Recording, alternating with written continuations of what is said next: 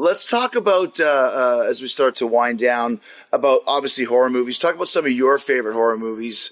Kind of what's your top ones if you had to name off the top of your head? Obviously, the slasher classics that we've covered before, Halloween was the first one I ever saw. In the video store, whatever reason, I was drawn to that horror aisle, and I would look at those VHS covers. The first one that caught my eye was that pumpkin with the butcher knife. It's like, what is this? Yes. Mom, Dad, please let me see this. No. It's too scary, because they had actually seen it in the theaters when it came out in 78. They were going to see Invasion of the Body Snatchers. It happened to be a double feature where this little movie no one knew about, Halloween, played right before it. And they sat there in great fear because, they had never seen anything like that. Right. And then Body Snatchers came on. They said this was like, an episode of Mr. Rogers in comparison. Totally. Although the last scene's pretty creepy with Donald Sutherland just going, ah. True. But, nothing compared to that Shatner mask. So not even close. Yeah, not even close. After a little convincing, I was always a persistent little guy. They let me watch it. I just became obsessed. I wanted to see all the sequels. Now I want to see all the Friday the 13th. So those two were like the hallmarks of the genre to me: Halloween, Friday the 13th, and Nightmare on Elm Street, Texas Chainsaw. But I also really love lesser known ones. Like I'm wearing a Silent Night, Deadly Night hoodie right now. Well done. Punish. Mother Superior favorite of mine. So I love Silent Night, Deadly Night, My Bloody Valentine. All the movies that we've really covered on the albums are really my favorites. Obviously, American Psycho. I'm trying to think of some movies that we haven't covered that are my favorites. Obviously, Black Christmas. A lot of people say that Halloween wouldn't exist without it. So scary. And then there was a movie called When a Stranger Calls, which is a cult classic in its own right.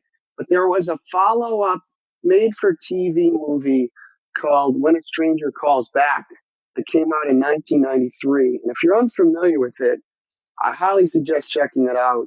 Came out 3 years before Scream. And the opening scene, nothing really beats that opening scene in Scream with Drew Barrymore, but it rivals it. And if you haven't seen it, check it out. 1993 is When a Stranger Calls Back. Well, because the opening scene from Scream is totally influenced by When a Stranger Calls, though. Of course. The killer calls and he's like, I'm upstairs or whatever. You're like, ah. It's interesting to me with Halloween Kills. Have you seen it yet, Halloween Kills? Yes. So I love how they kind of ignored the 12 movies in the middle. Some are good, some not so good. But it was really interesting the way that they wrote Halloween Kills with all of the ancillary characters coming back, or it was the kid of the father that was killed in the house or whatever. I thought that was really well done. Really smart writing to put that together.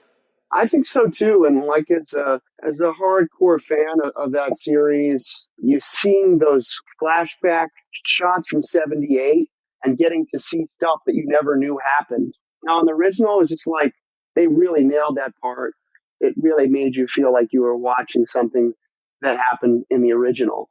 Even the way the shape moved when he came out to strangle the police officer, just like the guy had the action done. It looked like just like how he attacked Jamie Lee Curtis.